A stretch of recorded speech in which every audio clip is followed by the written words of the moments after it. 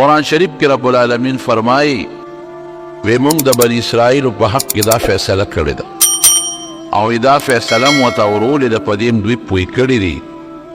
د خپل کتاب په ذریعه چې لتفسدن فی الارض مرتين،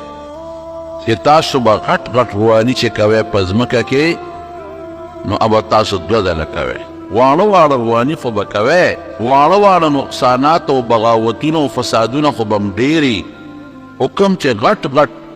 هغه فسادونه دي چې په هغې الله تاسو له مضبوط او سنګینه سزا به درکوي ابد وی لتفسدن فی الارض مرتين ولتعلن علوا کبیرا، دو فساده به کوئ او لتعلن علوا کبیرا، تاسو به سرکشي او بغاوت کوئ او خطرناک بغاوت او سرکشي به کوئ د الله او د رسول په حق کې. جوارونو د دوی سرکشي د هر پیغمبر سره تیری شوي، یوازې زموږ د نبي علیه السلام سره نه، بني اسرائیل دا اوس یهود ورته وایي، هر پیغمبر سره سرکشي. تیره جمعه د موسی علیه السلام متعلق مې درته ویلو چې په هغې یې څومره خطرناک الزامونه لګولي. د موسی علیه السلام د تره زوی دی، قارون یې نوم دی. حضرت ابن عباس رضی الله عنه فرمایي، تفسیر قرطبی لیکلی دی چې حضرت ابن عباس رضی الله عنه فرمایي چې دی د موسی علیه السلام سکه د تره زوی و، دا قارون یوه. یم دی د تورات حافظه مو، تورات ورته یاد، او دریم د تورات عالمن، علم د تورات هم ورسره دی قارون سره. او کوم اویا کسان چې حضرت موسی علیه السلام د الله د ملاقات دپاره غوره کړي وو چې کوه طور ته ځو چې ستاسو الله سره ملاقات وشي، هغې اویو کې دیم شامل و. هغې اویو کسانو سره الله خبرې مو کړئ، دا خبرې م راغلي دي. حافظ د تورات هغې اویو کسو کې منتخب د حضرت موسی علیه السلام سکه د تره زوی او هغې کوه طور کې د الله خبرې مو سره شوي دي، خو منافق و، مال یې ډېر زیات، دومره مال یې چې تفسیر روح المانی کې یو لوی عالم دی عطا ابن ابي رباح، هغه وی د یوسف علیه السلام یو خزانه و چې هغه په ځمکه کې ښخه کړې وه، هغه د له په لاس راغلې وه، ډېر زیات مالدار دی. قرآن حکیم کې الله تعالی فرمایي دومره مال یې موږ دومره مال ورکړی و چې د هغه مال چابیانې چې دي ما ان مفاتحه لتنوء بالعصبة اولي القوه، چې یو لویه ډله چې هغه به د مضبوط طاقت خاوندان و چابیانې به هغوی ګرځولې.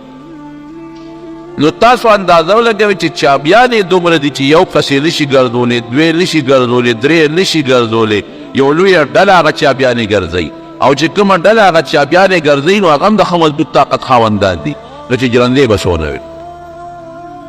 او جرندې بیا چې څومره به وي نو اندازه ولګوئ چې یو جرنده به یو کوټې ته او یو محل ته والي کېدله، چې هغه محلونه او کوټې به څومره وي او په هغې کې به مال او دولت څومره ډېر مالدار. په لاره چې به روانو اعلی قیمتي جامې به یې چولې وې، قیمتي او اعلی قسم لباس به و د ریخمو په عجیبه انداز به روانو، نوکران به ترې مخکې رستو، نو خلک به ورته پسخېدل، یا لیتنا اوتی مثل ما اوتی قارون، افسوس چې داسې مال زمونږ هم وي لکه د دې قارون چیپ دی. نیکانو خلکو ووایي مه پسخېږئ ورته، مه پسخېږئ، دا د دنیا مال او دولت دی. قارون یې په غرور کې اچولی دی مال او دولت، دې مال او دولت د قارون ته ګورې پام کوئ چې ونه پسخېږئ. حضرت موسی علیه السلام ورته نصیحت شروع کړ، پرې ګوره دا مال الله درکړی دی، یو وخت به یې درنه الله والي، او په تش کفن کې په سپینه جامه کې به ګورې الله لځې. دا چې څومره دولت در سره دی دا دنه ټول په دنیا کې پاتې دی، په دې دولت نشه مه کوه، په دې غرور مه کوه. یو سپین کفن کې به د دنیا نه دی او صرف دوه څادرې به ځان سره وړي، بل شی وړی نه شي.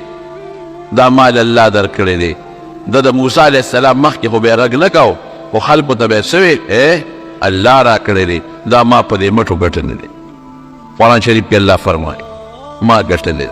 اوس هم بعضې خلک چې ورته الله رسول ور مخکې کې نشه پې دونه غاوری او دونه غالب وي چې هغه وایي نه مړه دا ما ګټلی دی دا ما محنت کړی دی. ای د محنت بچیا دا لاس چا در کړی دی دا عقل او دماغ چا در کړی دی دا روغ وجود او دا ښکلې سترګې چا در کړی دی او دا خشته وجود او دا بچي چا در کړي د خدای نه ویرېږه. کې راونیوې قسم دی که د ټوپک خلاص کي کې راونیوې قسم دی که د بچي خلاص کي کې راونیوې قسم دی که خاندان دی خلاص کي نو دا خلک ورته لګي او نصیحت به کوه ده به دا ما په خپلو مټو ګټلی دی دا ما ګټلی دی او کبر به یې کو غرور به یې کو ځان پسې به یې خپې راښکلې ځان پسې به یې سپلی راښکلې او مسلمان یې د نظر نه څه نه راته وی راشه یاره داسې کومه دا موسی علیه السلام خو لګیا دی ما ته نصیحت کوي او ما بدناموي په خلکو کې چې صدقه او خیرات نه کوي ودرېږه چې دی یو کوټې لږ غوندې راچاکه نو یو ښځې دی پیسې ورکړه او هغه دې ته جوړه کړه چې موسی علیه السلام کله تقریر کوي او تقریر لپاسي نو ته به په الزام ولګې نو چې په پیغمبر الزام ولګېد خو برباد شو چې کوم سړی نیکي خلکو له دعوت ورکوي او په هغه د بدو الزام ولګو خو تباه کړه دا خبره خو بیا څوک نه مني بیا خلک وایي ښه کیسه ویسه چې کوم سړی بل له دعوت ورکوي داعي دی او خپله جامه پاکه ساتي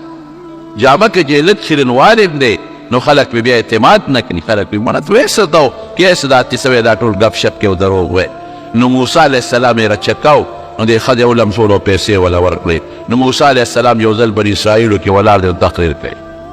دا ښځه پاڅېده بیا کېناسته بیا پاڅېده بیا کېناسته بیا پاڅېده بیا کېناسته بس حضرت موسی علیه السلام پیش چا پکې اواز هم ورکړه شیطانانو زه له پاسې وایه که نه سوی چې دا خبره وکړي الله اوس هغه خوله بندوله او د موسی علیه السلام روب پرې راته بس چې خبره یې د خولې نه شروع کړه موسی علیه السلام ورته ویې ښه چپ صبر وکړه لاړه او 2 رکعاته نفل وکړه حضرت موسی علیه السلام الله ته توجه ورکړه او چې 2 رکعاته نفل یې وکړه او بیا راغی دې مجلس ته او د الله نه سوال وکړه وایي پروردګاره که زه په حق یم اوس زما مدد وکړي چې ودرېد هغه ښځې ته یې ویې ای ښځې پاس ودرېده وایي ستا دې په هغه ذات قسم وي چې د اسمانونه یې پیدا کړي دي او د ځمکې پیدا کړي او موت ته پیدا کړي وو وایه رښتیا خبره کوه بس ښځه په رپېدو شوه چې د الله نوم یې واورېد او بیا د الله د اسمانونو ځمکو په رپېدو شوه وایي صاحب رښتیا ووایه وایي او وایي قارون پیسې راکړي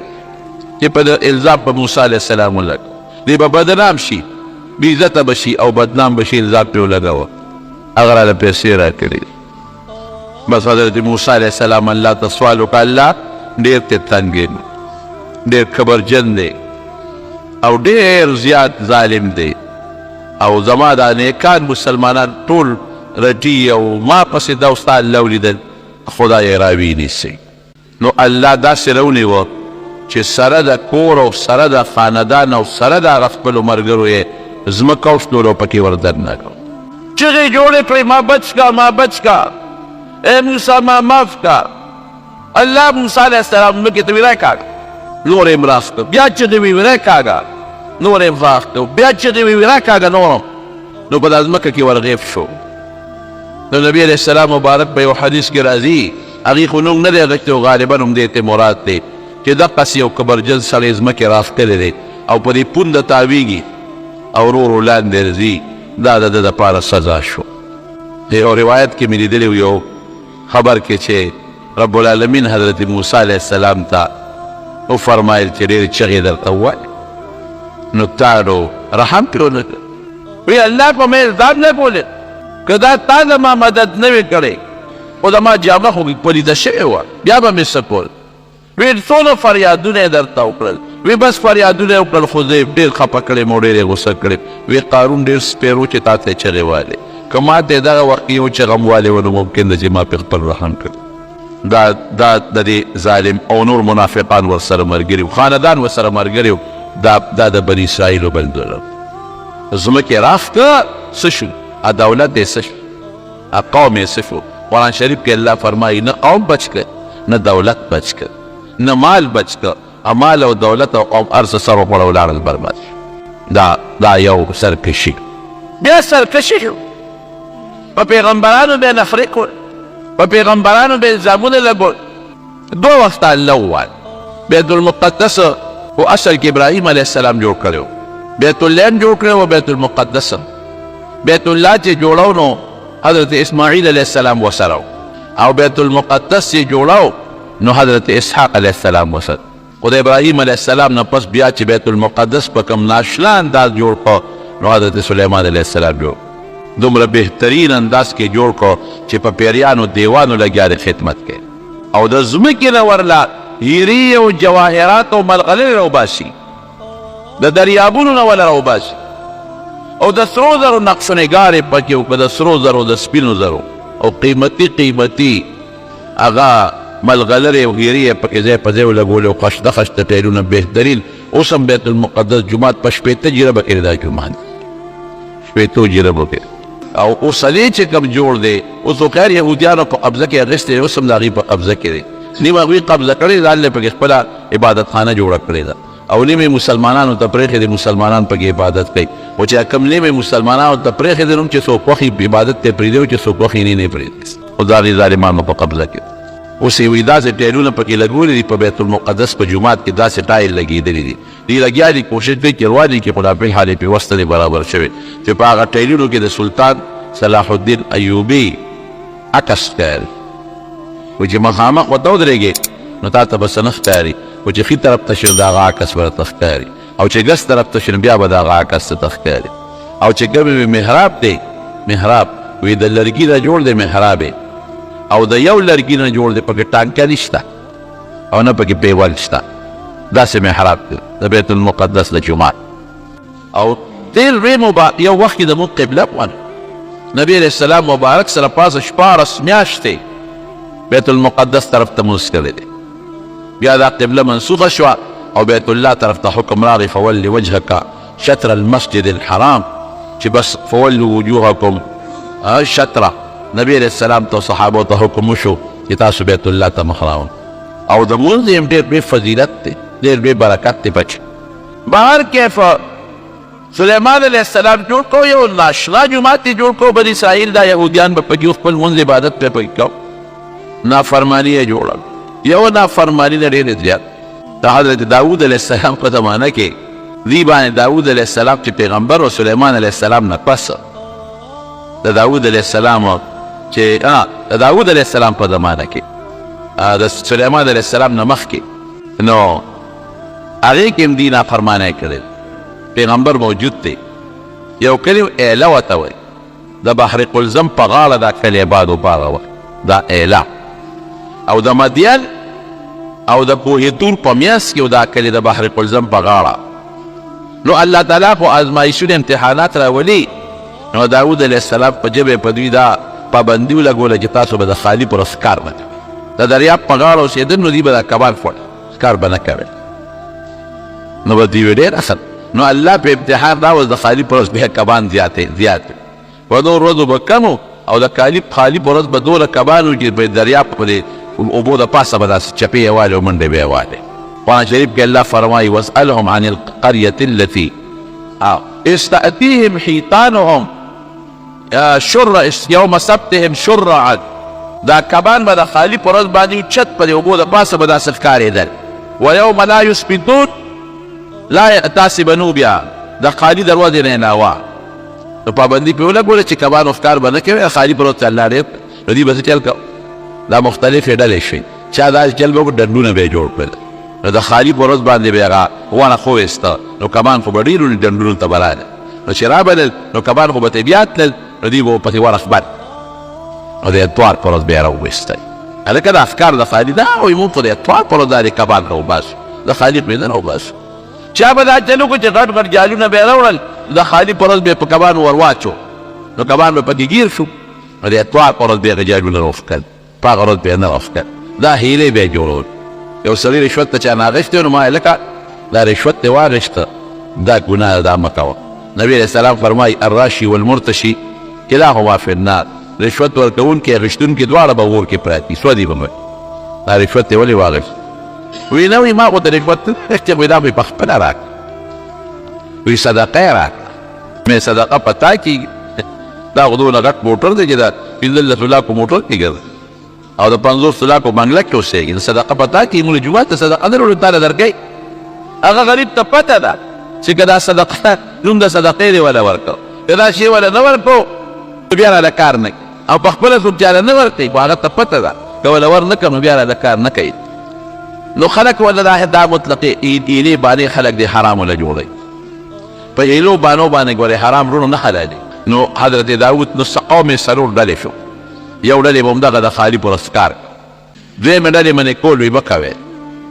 درېیمه ډله داسې وه چې هغه چپ چاپ وایي هغوی موږ دوی په قبرونو کې خو نه اوسېږو نه به دوی به زمونږ قبرونو له ځي دوی پیښه او کار یې پیښه څلورمه ډله داسې وه چې هغوی یو څو ورځې منې کړل خو چې منې نه شو نو هغوی یې ملګري شو چې دا کم پکې د داود علیه السلام دا نیکان ملګري و چې هغوی یې منې کول نو داود علیه السلام ورته سم شګې د خدای عذاب در باندې راځي نو دوی ورته وایي چې داسې کار چې موږ دوی سره کړي ولس پیاله وو دې درې واړو ډلو سره چې دا څوک ښکار کوي دوی سره او چې دا څوک وایي چې موږ خو نه کوو دوی یې کوي او دوی نه منې کوي د ګناه نه او چې دا کم کسان دوه درې ورځې منې کړل عمر نه شو ورسره ملګري شو دا درې واړو سره زمونږ بایکاټ دی نو د خپل کلي په منځ کې ورته یو مضبوط دیواله و ای باس تاسو دغه و زمونږ ده هغې ویل تاسو قبرونه ځان له تاسو پیښې خپل کار پیښې دا خو موږ د خالي پر اسکار نه کړو دی توانې او بس قرآن شریف کې الله تعالی فرمایي داود علیه السلام خیر یې ورته وکړه زما خبره نه منې خدای به هلاک کړه نو دا چې کوم نیکان خلک و دیوال نه پورې غاړه دوی چې سار را پاڅېدل نو د هغې طرف نه شور نه راته هلکان نه خو شور نشته څه چل دی چې د دیوال نه سرونه ورتاکل ویې کتل نو هغې کې چې کوم ځوانان و د هغې نه خدای بیزوګان جوړ کړل او چې کوم بوډاګانو نو خدای پاک د خنزیران شي کړلی د بیزوګانو د خنزیرانو او نور پوهېدل عقلونو شعور یې و ځکه سترګو باندې جړل او اوښکې پرې روانې وې شعور یې خپلو بیزوګان خنزیران ته جوړ شو 3 ورځې جمدي و 3 ورځې پورې خدای پاک جمدي وساتل او 3 ورځې پس خدای پاک ټول مردار کړل یو څو سزا ولا خدای ورکول عکس او په هغې به نه پوهېده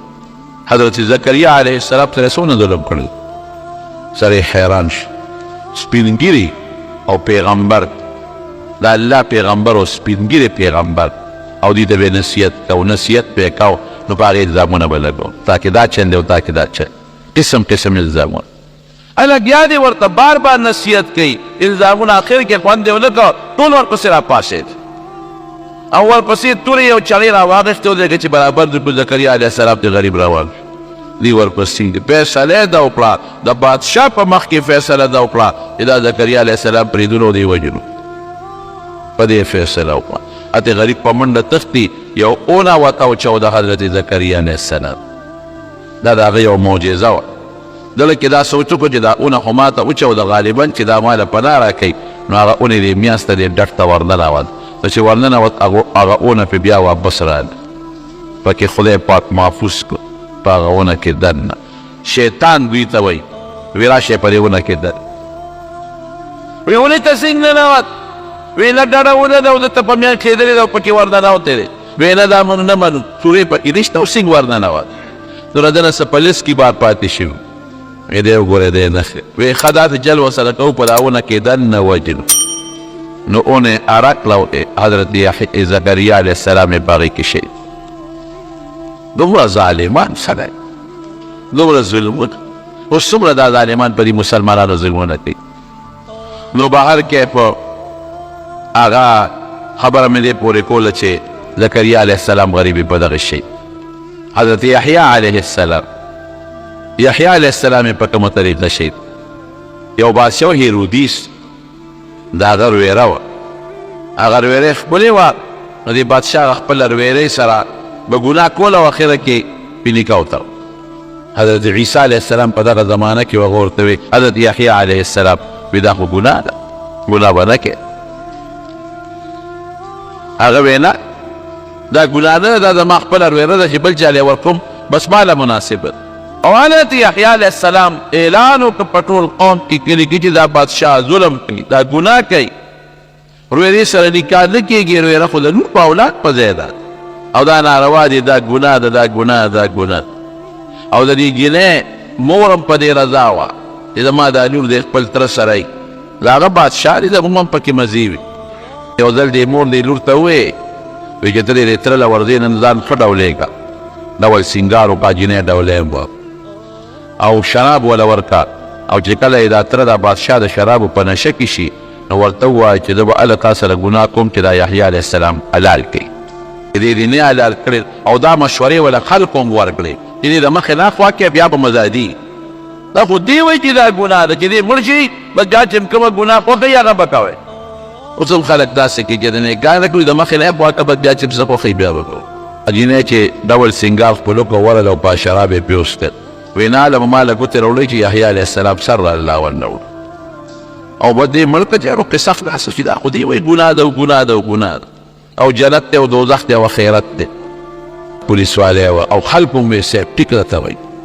پولیس والی ورپسې ورولېږئ چې ورولېږه د حضرت یحیی علیه السلام د خدای پیغمبر هغه یې راوپرځو الله پرې پرېږ. حضرت شیخ صاحب فرمایل ویل چې لاړم د فلسطین علاقې ته بیت المقدس سره خوا کې یو غار و په هغې کې یو غار بند و او په هغې د پاسه یو تخته لګېدلې وه او په هغه تخته د پاسه یې لیکلي چې هذا رأس یحیی ابن زکریا علیه السلام چې دلته کې د یحیی د زکریا علیه السلام د زوی د یحیی سر پروت شیلال یې کې د وینه ترې روانه شوه. نو وینه کوم ځای اوچېده روانه د وینه بیږي نو پروردګار د بل علاقې یو مسلمان بادشاه خبر شو چې د هیرودیس بادشاه ظالم خدا چل وکړ هغه پې حمله وکړه. حالانکې کمزور او په طاقت په ده حمله وکړه بس خدای وله برې ورکړه. هغه هیرودیس بادشاه د هغه غرویره د هغه د خاندان هغه چې څومره خلک هغه ټول مردار کړه او دومره لوی فساد یې پکې وکړه. فساد خو نه یو جهاد یې وکړه چې هغه خلک چې د یحیی علیه السلام په مرګ کې شریک وو 80,000 کسان یې په یو ورځ مردار کړه چې 80,000 کسان یې مړه کړل نو د یحیی علیه السلام د سر وینه خاموش شو خوټ کېدلې پټ وخت په وخت دې ظالمانو ظلمونه کړي. هر کیف نو بیت المقدس سلیمان علیه السلام جوړ کړی چې دوی دا ظلمونه کول دا وخت په وخت زیاتي ظلمونه یې کول. یو بادشاه بخت نصر هغه د عراق د بابل د علاقې مشر او مجوسي و د اور عبادت یې کاو هغه به حمله وکړه په بني اسرائیل. حضرت حذیفه رضی الله عنه فرمایي دا د هغه حدیث دی وایي ما د نبي علیه السلام نه تپوس وکړو چې قرآن شریف کې الله تعالی فرمایي چې دوی به دوه فساده کوي او زه به ورله د هغې سزا ورکوم. نو دا کوم دي؟ نو دا وایي نبي علیه السلام راته دا قصه وکړه. هغه بخت نصر د بابل بادشاه مجوسي بادشاه پې حمله وکړه نو چې راغی نو بیت المقدس یې ټوټې د سلیمان علیه السلام د لاس بیت المقدس چې پیریانو دیوانو پکې په کلونو خدمت کړی دی دونه په مینه یې جوړ کړی چې سلیمان علیه السلام کله جوړو د مرګ ټیم یې پوره فرشته وله راغله وایي ستا ټیم پوره دی وایي دا خو که زه مړ شوم نو دا بیت المقدس خو نیمګړی پاتې کېږي دا پیریانو دیوانو نه خدمت په څوک کوي. دوی ته پته ولګېږي چې سلیمان علیه السلام مړ دی بیا خو دوی دا خدمت نه کوي. وایي موږ د هغې بندوبست الله وایي موږ کړی دی. ته دا مهرباني وکړه چې ته په دا هر ځای کې د اعتکاف نیت وکړه ورننه وځه او دې خلکو ته ووایه چې بس ما پسې به څوک هم دې کوټې ته نه راځي زما د رزق بندوبست به الله کوي او په دې کرسۍ باندې کښېنه او بس دې ته ګوره مخامخ دوی به کار کوي موږ به دله سو باسو نو هغه کونټۍ دې زنې ته ولګوره او دغسې ناست دی په هغه خلوتخانه کې او مرګ فرشته راله سیټ یې وویسته او پیریان لګیا دي خپل خدمت کوي. راځي هغه کوټه کې سوړه کې ګوري هغې ته وایي هلکه سلیمان علیه السلام خو په عبادت ته بس ناست دی او زنې ته یې ساړه کړې ده او عبادت کوي ګورئ لګیا دي ډبل خدمتونه کېږي هغې خو یې جمدې دی پته ورته نه ده لګېدل. هلکه او نه وه ډېره مو ته وګوره سوړه کې بیا ګور نه مخکسې په عبادت دی او زنې ته یې کوټۍ اړمه کړې ده. 6 میاشتې پس وینو لاندې نه کونټۍ ووانه نو سلیمان علیه السلام را پرېوت پیریانو ته پته ولګېده نو هغې پکې مړه کړل اسرائیل او ښځې ترې بوتلې او ماشومان یې ترې بوتلل او بوډاګان یې ونه مړه کړل او چې خدمت له بوتلل غلامان یې کړل او صاحب هغه چې څومره هیرې جواهرات او لالونه په هغه جومات کې سره زرو سپین زرو هغې ترېنه یوړل. نو معرف القرآن کې مفتی شفیع صاحب رحمت الله علیه لیکلي دي حیران به شي هغه زمانه کې خو دا پرسپونه او سوزکي او موټرې نه وې د دې فروغ د اوښانو په ریړو کې به سامان وړو د اوښانو د اسونو په ریړو کې به وړو نو هغه قیمتي سامان د بیت المقدس سپین جواهرات دی په 1,00,000 ریړو کې یوړو دومره سامان دی دغون یوړو عراق بابل ته او د امتحان سره بوتلی نو ښځې ویندې کړی او ماشومانو باندې به خدمت کو او چې کوم بوډاګان هغې ته مړه کړل 100 کاله هغې بادشاه دا په خدمت کې ځان سره وساتلي مفت نصر 200 کاله بادشاهي یې کړې ده 200 کاله نو بیا به د دوی دې ښځو جړل چې خاوندان هم مړه شو او موږ ویندې شو او ماشومان هم دا د غلامان دي